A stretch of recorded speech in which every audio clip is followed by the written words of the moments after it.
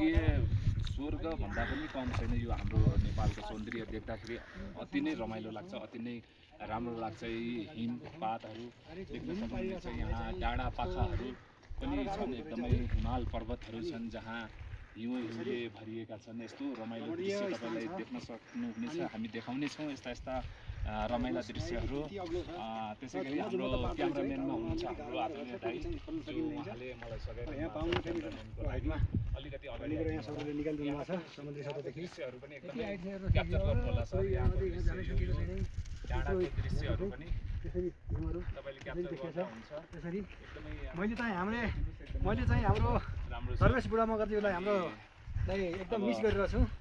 यसो प्रकृति प्रेमी हुनुहुन्थ्यो, देख्दाखेरि छोडेर साँच्चै आइयो। नै अब आज चाहिँ यहाँलाई एकदम मिस आनन्द गरिरहेको लाग्छ छु। यो धन्यवाद कति रमणीय दृश्य देख्दाखेरि। धेरै नमस्ते हजुरलाई। टाढाबाट पनि हजुरलाई धेरै मिस गरिरहेको छु हजुर। आँटेको छ। भिडियो हेर्नु होला। जाने तर्खरमा छ। मैले पुरा आशा गरिरहेको छु। भिडियोहरू हजुरलाई हस्त नमस्ते फेरि पनि हजुर। तपाईँहरूमा सबैलाई ल्याउनेछु। सबै गाइजहरू प्लिज हेरिदिनु होला अनि मेरो सुमिति ब्लग युट्युब च्यानललाई सब्सक्राइब पनि गरिदिनु होला। तपाईँहरूबाट धेरै अपेक्षा गरेको छु। दिनमा मेरो एउटा सब्सक्राइबर भए पनि मलाई धेरै खुसी लाग्नेछ। तपाईँहरूले धेरै माया गरिदिनु हुनेछ भन्ने मलाई लागिरहेछ।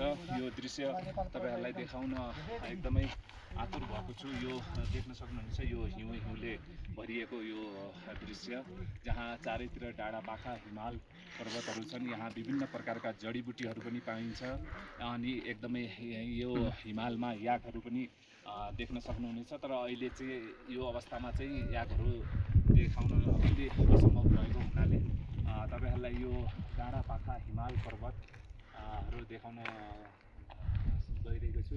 Thank you so much.